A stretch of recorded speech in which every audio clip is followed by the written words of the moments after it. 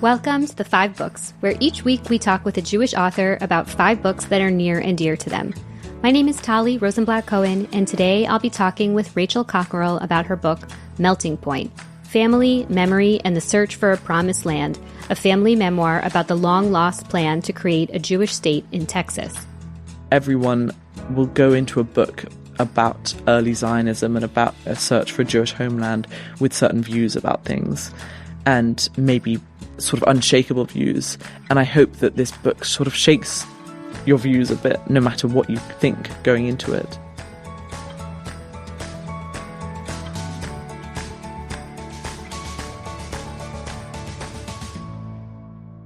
Rachel Cockerell is a writer and historian born and raised in London.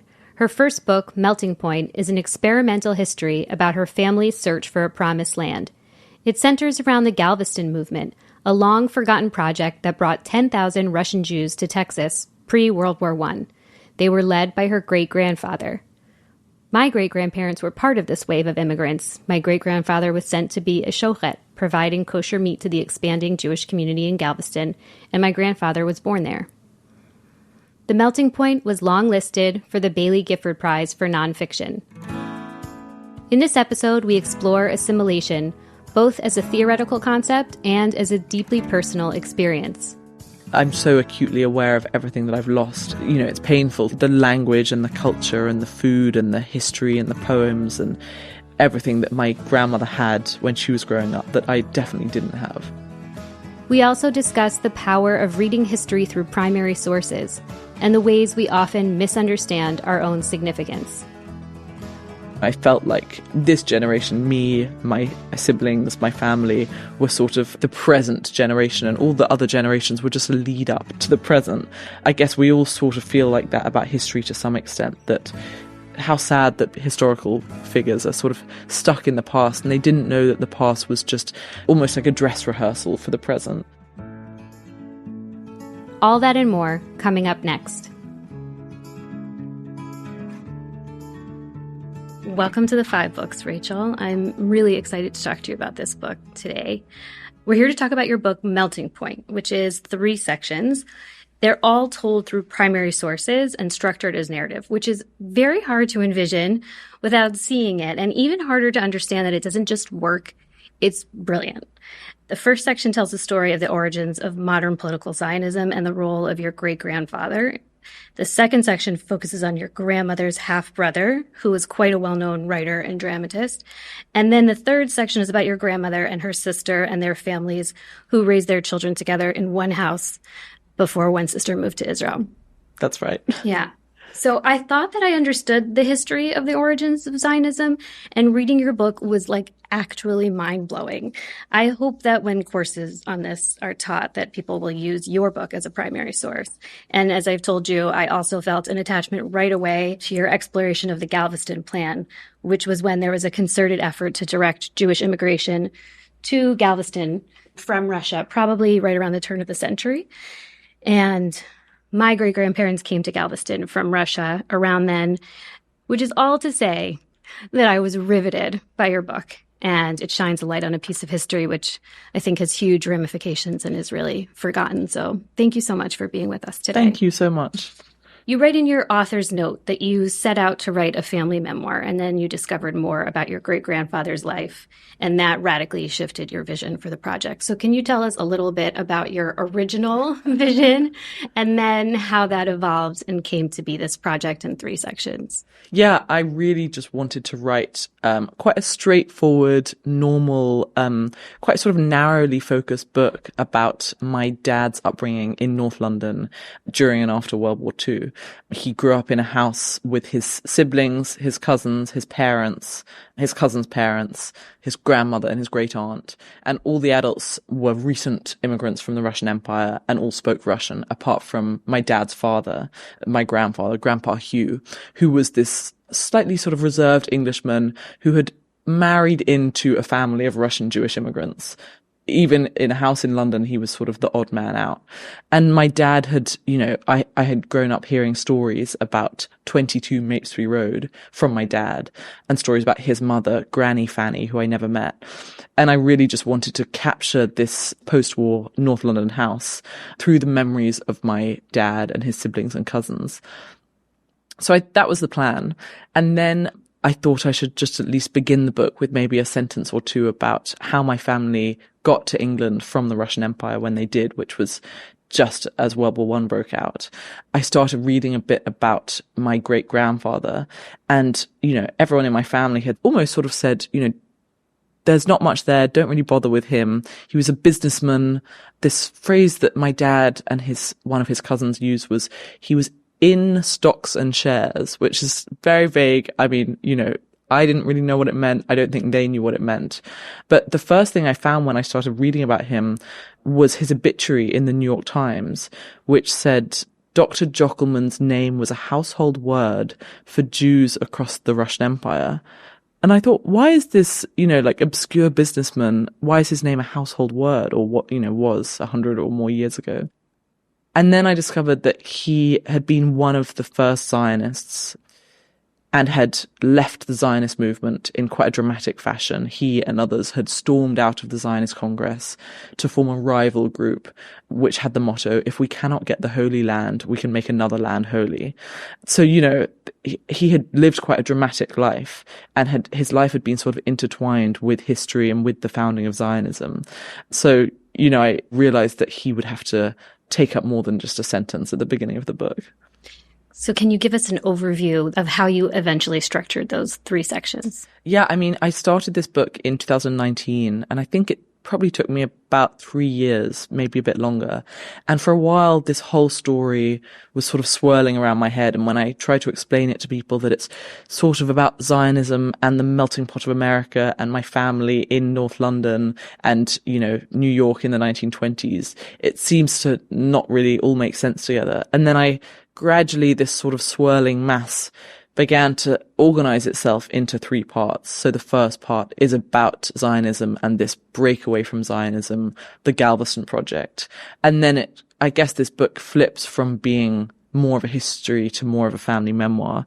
The second section takes place in the melting pot of New York, and it centers around my grandmother's half-brother, Mjo Bashe, who was a playwright, and his daughter, who he named Mjo Bashe II. And then the third section is in, finally, North London in the 1940s. The book you set out to write. Exactly. Perfect. Got there in the end. Book 1, A Jewish Book from Childhood. The Hair with Amber Eyes by Edmund Duval. The Hair with Amber Eyes is, I guess, there has been this sort of trend in the past, I would say 10, 15 years of the Jewish family memoir. There have always been Jewish family memoirs, but I feel like there have been more of them in the past 10 or 15 years. And as far as I can tell, The Hair with Amber Eyes was one of the first of those. It's by a British author called Edmund Duval, and he is a ceramicist. And he writes this book which feels sort of beautifully sort of artistic and sort of beautifully honed about his family who lived in Vienna. And, it's about art, and it's Edmund Duval sort of imagining these scenes with his family. One of my teachers mentioned it at school, and I thought, I was reading mostly novels at that point, and I thought, I don't want to read some non-fiction history book, set in Vienna 100 years ago. It sounded sort of quite dusty and dull. But then when I started it, it just transported me to a different place and time. And I think that sort of planted the seed for the idea that maybe one day I could write a Jewish family memoir. What did you know about your Jewish roots growing up? Almost nothing. My grandmother's maiden name was Jochelmann. I didn't really know how it was spelt. I didn't know anything about her early life. I didn't feel particularly Jewish. I think my family has melted into the melting pot of London. My grandmother was born a Russian Jew and came to England when she was a child. And according to some of my family members, decided to become more English than the English. So, she married an Englishman. She didn't teach her children Russian. She didn't cook Russian food or Jewish food. She celebrated Passover with her family, but that was something my dad didn't pass on to his children. So just within the course of 2 generations, this Russian Jewish life sort of fell away. And my Jewish identity was always just so peripheral in my vision. And then when you read this book, did it feel familiar to you in some way? Maybe a little bit, and maybe that's just projecting. Mm-hmm. But looking back, I guess it definitely planted the seed, and it was almost like a tap on the shoulder. Like, don't forget that this is your heritage too. And there's also just the heartbreaking contrast in the book between the permanence suggested by their wealth and their homes and how quickly everything was taken from them. And Percy family was obviously fabulously wealthy and cultured and assimilated. I was wondering how you relate to those themes of assimilation, that cultural elitism, wealth. Yeah. I mean, assimilation was what I was thinking about every day while I was writing this book. I guess I hadn't realized that I was a product of assimilation until I started this. And, I realized that it wasn't just a sort of small domestic story about my family. I think the themes of assimilation are kind of universal for any immigrant or any second generation or third or fourth generation immigrant, that you go somewhere and the place you came from starts to dissolve away. You maybe try and cling on to it, but there's a limit to how much you can cling on to it. I guess I see the melting pot everywhere. People think of it as the melting pot of New York, but I think anywhere you go, you start to melt into the melting pot, whether you like it or not. Yeah, there was one spot in here. It's Israel Zangwill. What really struck me was the foresight they had. They anticipated assimilation, which, hadn't really been possible for Jews in so many societies. They didn't have the ability to fully assimilate because they were kept separate and all of the laws kept them separate. And he says, all the Jews on the branch line are going nowhere. The Jewish people has been preserved almost exclusively by its religion, as a tortoise is protected by its shell. And he goes on, America is the land of refuge, but it is also the melting pot. No people in history has ever been able to live unmelted in the bosom of a bigger people, except when safeguarded by a separate religion.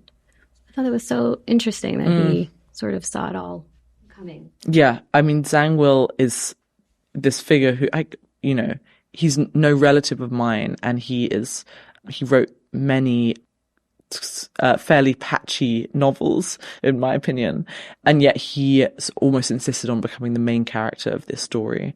He was my great-grandfather's closest friend and led the Galveston project, and eventually persuaded my great-grandfather to move to London when he did. I was captivated by him because in public he said, the great American West is the new home for the Russian Jews. And then in private, he would say things like, America is the euthanasia of the Jews. If I had my way, not a single Russian Jew would enter America. And, then he wrote this play, The Melting Pot, which was really propaganda for the idea of assimilation. And reviewers said, can Zangwill really believe that melting into the melting pot is the solution? What do you make of that difference between public and private? I think that I believe the private version of what he said. Writing this book, I kind of felt like I knew him by the end, and I thought, Zangwill, come on, you can't really believe that the great American West is the best Jewish refuge possible. But then again, maybe he was sort of changing his mind about it all the time. That's another thing in this book. I kind of wanted the reader to be changing their mind every few pages. It's this question of a Jewish refuge being turned over and over and over, and never being able to reach a sort of neat and perfect and convenient answer. So that sense of sort of instability was something that was quite important to me. Mm-hmm. Did you always know that you wanted to write?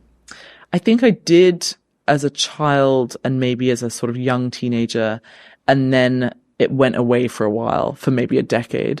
And then it came back again, I think. And I realized that it had always been there. And I think the sign of any creative practice is when you have very strong opinions about things. I've always found reading certain paragraphs, either of my own or of other people's, I'm sort of editing it as I go and restructuring it and thinking, oh, just cut that word and change that around. I wish I had that with music, for example, of, writing a song and having strong opinions about how to make it better. But I only have those strong opinions for prose. And I think maybe that's a sort of a sign that you've hit on the thing that comes naturally to you. Mm-hmm. You set out to write the story of your grandparents, and that's the third section of the book. What was it about that idea of that home that you were so interested in exploring? It's a large, slightly sort of crumbling, shambolic house in North London. And I go there every year for Christmas with my family. My uncle lives there now. It's a house with, I think, 4 stories. And, he's just one man, living in 1 or 2 rooms. It doesn't feel haunted, but you can almost feel that it used to be filled with people and now it's not. There are ghosts or there's something going on in that house. And yeah, I guess I was also interested in the dynamic between my grandmother and my grandfather. They were total opposites. My grandmother was quite similar to me and my sisters. Very messy, very chaotic, late for everything, always losing all her possessions. People have read this book and said oh, this explains a lot. She has handed down her own personality to you.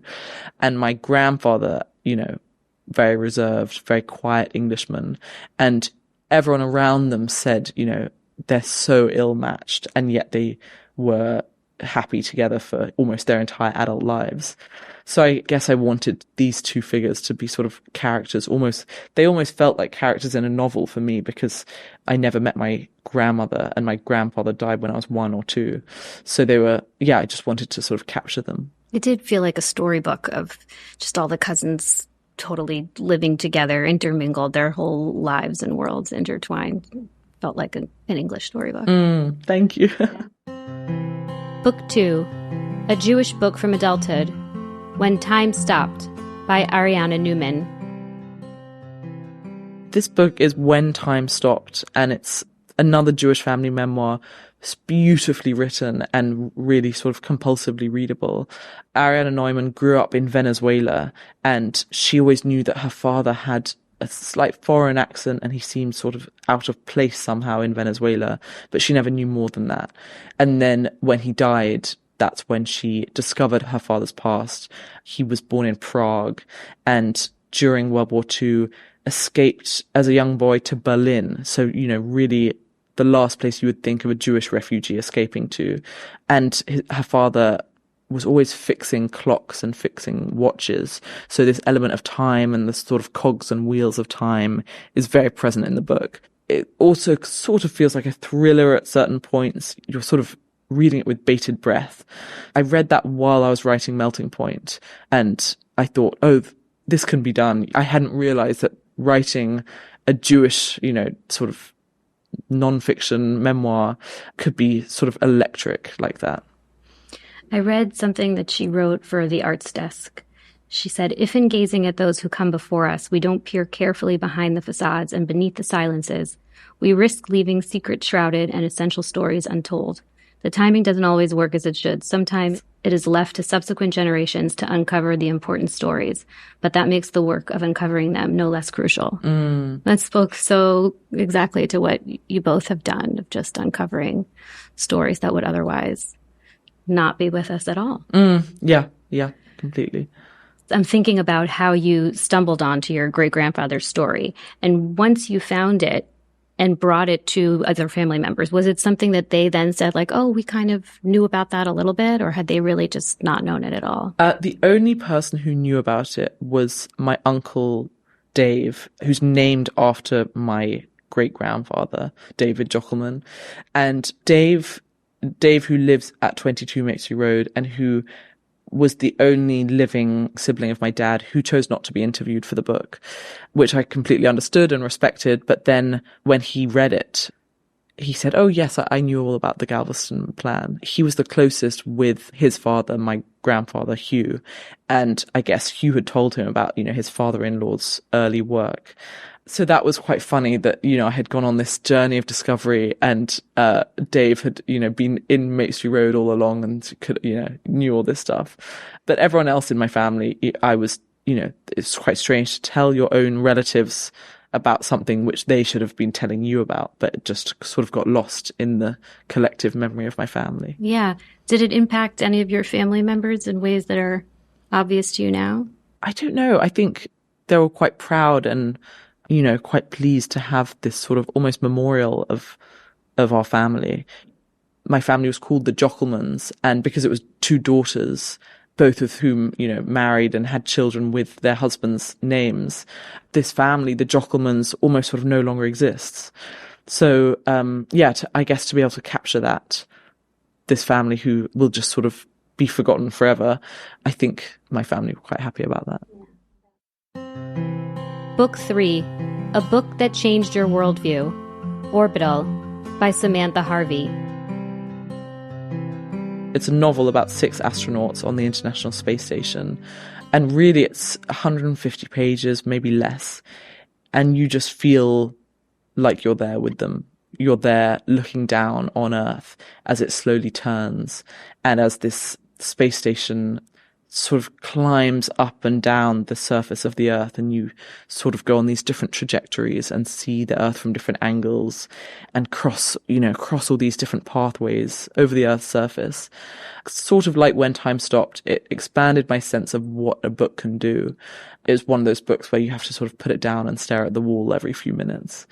Well, I guess the prose kind of circles and spirals, and it's more concerned with like sensation than plot. And it made me think of how Melting Point also departs from a conventional structure using these primary sources. It invites the reader into a more associative experience. What appeals to you about that kind of reading experience? I guess knowing that books don't have to just be in a straight line, and they don't have to follow all these sort of strict frameworks that we have imposed upon genre and plot. I guess, I wanted to create something which sort of feels meandering while you're in it, and then you look back and you see how it all fits together. And I guess sort of genre bending as well was something that I very much embraced. There's a writer called Catherine Scanlon who says that we should be more mischievous with genre, which I really love. You mentioned the 6 astronauts who form this like micro community, and they're totally interdependent. It again made me think of your grandmother and her sister. Why do you think they chose to live that way? I don't know. There are so many questions for people who have died. I mean, I imagine that it was probably quite convenient. It was post-World War II, and, their father had just died, and they had this giant house big enough for as many children as they had. And at first they were living sort of all mixed up within the house. And then they decided to live separately and sort of be on separate floors. But they were also very close. My grandmother Fanny and her sister Sonia, they were apparently like Siamese twins. There was only a year or two separating them in age. When they had been growing up in Ukraine, they shared a bed, and there are all these amazing old photos of them, almost looking like twins. They would sign off their letters, Fanson, for Fanny and Sonia, as if they were one person. So maybe they just felt that these Siamese twins needed to sort of be as close as possible to each other. Yeah, they also complemented each other in so many ways. One was doing the cooking and more responsible, and one was kind of more fun and taking the kids on adventures, right? Yeah, so my grandmother was the fun one, and also slightly sort of away with the fairies, and found it difficult to function as a conventional 1940s housewife. She was quite a sort of wild spirit.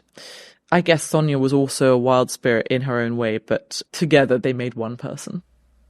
You write also in your author's note about visiting your great-aunt's family in Israel. Mm-hmm. So can you tell us a little bit about how she ended up in Israel and that side of the family? These two sisters who were, more or less Siamese twins, in 1951, my grandmother's sister, Sonia, left for Israel with her husband, who was a Zionist. Sonia was not political, really.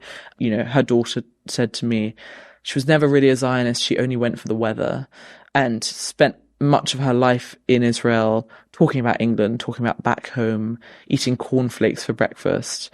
But, she raised her 3 children there. So that branch of my family think of themselves as Israeli now. And, they have had children and grandchildren. And when I go to visit them, they're all speaking Hebrew. I've had Passover and Hanukkah with them.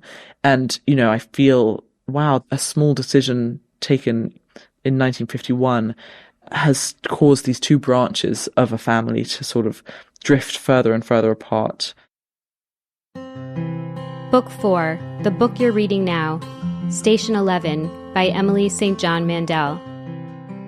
It's quite an uncanny book because it's about a global pandemic, but Emily St. John Mandel wrote it before the global pandemic.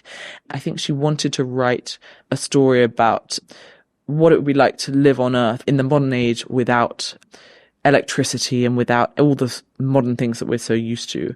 There are few survivors of this pandemic, and it's just sort of normal people. And obviously, it's almost like humanity has forgotten how to do all these things. I found it completely captivating. Have you read it? I haven't read it. Oh, it's very, very beautiful. And yeah, I guess I love the uncanny in books. I think it's like a very underrated quality for a book to have. So the uncanny. The uncanny, yeah. Things that just make you feel like you're being watched almost. Book 5, the author's latest book, Melting Point, Family, Memory, and the Search for a Promised Land, by Rachel Cockerell. I want to go back to your use of only primary sources. I think it's so interesting you were talking about wanting to be a writer and working with prose, and yet you didn't add any of your own prose into the story, but it's so tightly edited, and the way that it reads like a incredibly compelling narrative. So I just want to hear more about that decision. It feels like, like an immersive chorus-like narrative.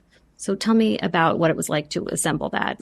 It was a very messy and ugly process. I had so many terrible drafts before I got to what I ended up with.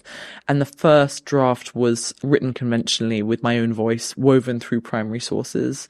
And then I realized that I was not a character in this story. I was not at the first Zionist Congress. I was not there when the first Russian Jewish immigrants arrived in Galveston in 1907.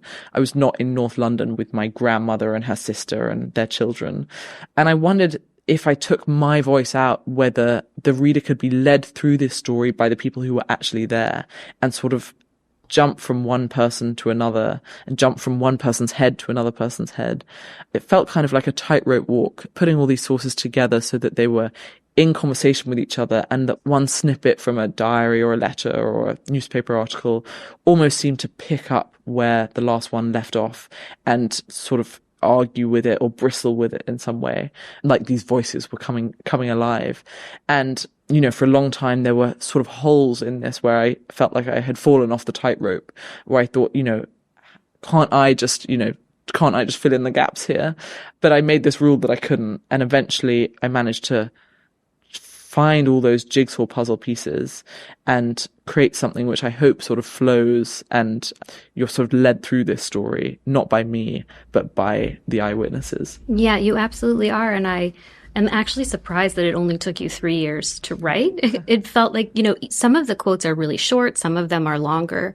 They really did all feel in conversation with each other, and just figuring out how to assemble that felt like it must have been quite a project. It was a lot of restructuring and just thinking about it at all times when I was walking down the street, thinking, I wonder if I put that bit there. And also feeling so overwhelmed by the amount of source material I had and the amount that I still hadn't found and the number of archives that I had to look through. It's like Easter egg hunting for the sentences in my own book. I had to find everything. Sometimes I would be in an archive and have like a trolley of boxes, and I would have to, go through all the boxes. And I felt like, the sentences of my book are in these boxes, like needles in a haystack, and I just have to find them. As I said, I thought that I had read a lot about Herzl and the origins of Zionism, and this really showed me that I didn't know anything. There was something about viewing it as it all unfolded, as you said, like an immediate bystander. What did you take away from that section? I also went into this book fairly ignorant about modern Zionism.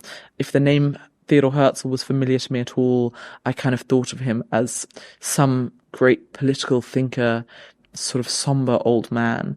And then I learnt quite quickly that he was a young, charismatic journalist living in Vienna, very much assimilated Jewish, writing these sort of witty columns about his family. Meanwhile, writing in his diary about how trivial he felt his journalistic work was, and perhaps he could found a movement to bring the Jews back to their ancient homeland of Palestine. But if it didn't work out, at least he could turn it into a novel. So, Herzl, when he founded modern Zionism, as far as I can tell, had no idea this vast machine that he was setting into motion. And I guess, we think of history as dates and as these sort of figures from black and white photographs, almost like two-dimensional cutouts. And I wanted to sort of humanize Herzl and show him from 360 degrees all his egotism, his wit, his charm, his magnetism, his sort of self-regard, all of it. And showed that, this political movement, the cogs of which are still turning today, was founded by a young journalist who didn't know what he was getting himself in for. In a similar way, I think the thing that most surprised me, and maybe just speaks to my own ignorance, is the urgency that was obvious to everyone at the time, especially after the pogrom in Kishinev in 1903, that more was coming, worse was coming, and they just needed to get the Jews out of Russia. And that was the beginning of the Galveston plan, was just how do you transport this community out? So that was really surprising to me. I'm curious what surprised you most, or what were some startling discoveries that you made as you were doing all this work? It's exactly that. It's these sentences that you would find from, 120 years ago, where they're almost, use this word again, sort of uncannily predicting the future. I think Israel Zangwill says at one point, who knows what the 20th century has in store for the Jewish people? Are we destined to sort of stand by and wring our hands? And it's, it's painful to read because you want to sort of shake them by the shoulders, and it's all these predictions about what might happen, and then actions which you think, is that really the best that you can do? So yeah, I suppose that hindsight is 2020, but seeing how clearly some people were able to map out what might happen to the Jewish people in the 20th century was something that I wanted to capture in the book. Can you tell us a little more about Israel Zangwill? He looms so large in the book. It's clear that he was a huge figure at the time and is really just totally forgotten. So if you could tell us more about him and why you think that is. Yeah, he was hugely famous. He was sort of one of the first celebrities of the 20th century. He was a novelist and a playwright. He wrote a novel called The Children of the Ghetto. Wherever he went, particularly in London and New York, he would have swarms of admirers wanting to sort of shake his hand, and people saying, "Oh, Mr. Zangwill, I adored your book. I bought 7 copies. Can I have your autograph?" That sort of thing. He was fairly shambolic. The press was very rude about him, said he was the worst dressed man in London and the ugliest man in the world. He had a face to scare horses with. One reporter met him just as he arrived in New York. He stepped off the boat, and this reporter said that he was so ugly and so badly dressed that he made you want to dive to the depths of the Atlantic Ocean. And yet he had this great wit and this sort of encyclopedic mind, and could sort of talk about any branch of art and science and turn it all into a big joke. And he wrote this play called The Melting Pot, which was, Zangwill really coined that term as a metaphor for assimilation, particularly in New York. This is 1908, and before that, people didn't use the phrase melting pot in that way. And we use that phrase today, and it's really Zangwill's greatest legacy. His novels have been forgotten, and the play itself, which was a play about 2 immigrants in New York falling in love and sort of casting off their old world ways and emerging from the melting pot as shiny new Americans, is quite a bad play. but the title lives on, and the idea behind it lives on. And Roosevelt comes to see it, right? Roosevelt comes to see it on the opening night, leads the standing ovation and shouts, "It's a great play, Mr. Zangwill." And that line is sort of used in all the advertisements from then on. Zangwill dedicates the book form of the play to Roosevelt. Roosevelt had said things like, immigrants arriving from the old world should revere only one flag, the American flag. No other flag should even come second. So, this play was almost slightly sort of pandering to Roosevelt.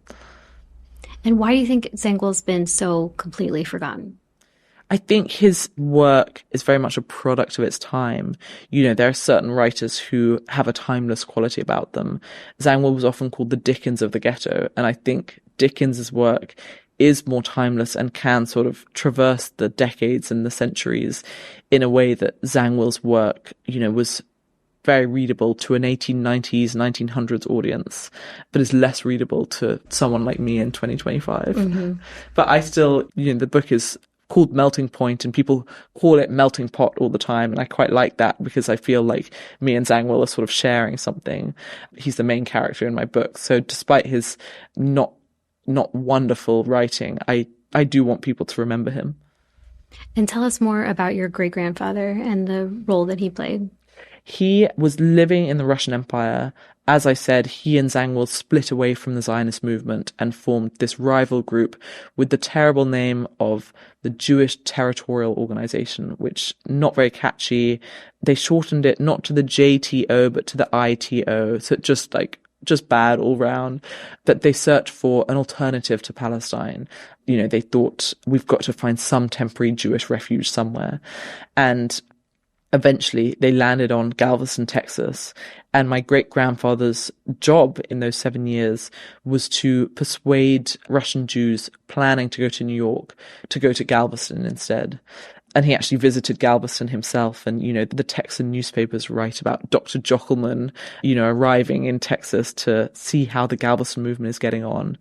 I think he had been planning to emigrate to America himself, and then ended up in London almost by chance. So, we think... Wasn't it Zangwill who convinced him? He went to London to sort of wrap up the Galveston movement and fell ill while he was there and stayed with Zangwill. And Zangwill said to him, "Don't return to the Russian Empire. Bring your wife and children over here. Your daughters are destined to become English." And he was right, at least about one of the daughters, my grandmother, that she was destined to become English. I was reading these letters in an archive, maybe in 2022 under these sort of strip lights, still with my COVID mask on. And that was sort of the final missing piece to this book, was Zangwill, this sort of historical figure, directly affecting my family and affecting my life and really shaping the person I am. And what do you make of that tension between assimilation and cultural retention? We've talked about it a little. It is just bittersweet. And I mean, for me, I'm so acutely aware of everything that I've lost, and it's painful to the language and the culture and the food and the history and the poems and everything that my grandmother had when she was growing up that I definitely didn't have. I guess it's I feel a bit impoverished in that way. So for me, the melting pot is something to lament in a way, and yet it's who I am. I'm a Londoner, and you can't lament the person you are. In resurfacing all of these layered voices, they're pogrom survivors from the Kishinev pogrom, Zionist activists. What did you feel like was the hidden emotional truth or message that you most wanted readers to hear? I think really I just wanted to make the reader less sure of themselves. To be, everyone will go into a book about early Zionism and about a search for a Jewish homeland with certain views about things, and maybe very sort of strongly held views, sort of unshakable views. And I hope that this book sort of shakes your views a bit, no matter what you think going into it. I think we do have this duty to be curious about the past, no matter how we feel about it. And I hope, this just makes the reader keep changing their mind and then changing it back again and then changing it one more time. Mm-hmm. One thing that struck me, which we had a conversation on the podcast with Dara Horn, and it was something that she talked about also, but seeing it in the primary sources, how much post-World War II, there's this idea that the world agreed to give the Jews Israel because of this like sentimentality of we feel bad what happened to you. But actually it was just a huge refugee crisis and nobody really wanted to take in more refugees. And so this was a way of deferring the refugee crisis. Yeah. I mean, there's a chapter in the book about 1948, and I hope that the reader will get a sense of these debates which just keep on churning around and around and just hitting dead ends at every turn and finding an answer which is bad and then finding another answer which is worse. And each problem causes a spiral of problems. Which we are still unraveling, maybe not so well. Yeah. Yeah. And how has this book changed you and how you relate to your Jewish identity? I guess it's, I've always felt a bit isolated from my family history, from my past, from previous generations. You know, I felt like this generation, me, my siblings, my family, were sort of the present generation, and all the other generations were just a lead up to, to the present. I guess we all sort of feel like that about history to some extent, that how sad that historical figures are sort of stuck in the past and they didn't know that the past was just almost like a dress rehearsal for the present. So writing this and seeing that my great-grandfather had a far more dramatic life than any of his descendants will ever have, and the way his life intertwined with world history and his encounters with all these historical figures, there's a scene, for example, of Theodor Herzl's funeral, and my great-grandfather just appears for a glimpse as one of the mourners. And I guess every family is sort of intertwined with history, but this just made me see all those intertwinings, see all those sort of strings attaching people and historical figures more clearly. Well, I'm so grateful that you dug a little deeper and gave us all this gift. It's such a beautiful and compelling book. I really think everyone should know this history and know these characters. And it's wonderful to know your family. So thank you so much for joining us and for being here today. Thank you so much. Thank you so much for joining us today for the 5 books. Our guest today was Rachel Cockerell talking about her book, Melting Point. You can find a link to the book and all the others Rachel discussed in our show notes. If you'd like an email reminder to keep you up to date with new episodes, plus links to all the books we discussed directly in your inbox, you can sign up in the show notes or on our website, 5bookspod.org.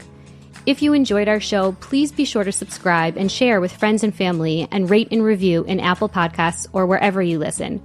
Rating and reviewing really does help new listeners find our show. You can email us feedback or author recommendations at team@5bookspod.org. You can find us on Instagram @5bookspod or on Facebook, The 5 Books Podcast. I'm Tali Rosenblatt-Cohen. Our producer is Odelia Rubin. Editorial and website support from Sarah Waring. Music by Dove Rosenblatt and Blue Dot Sessions. Art by Dina Friedman. Thanks especially to the Jewish Book Council.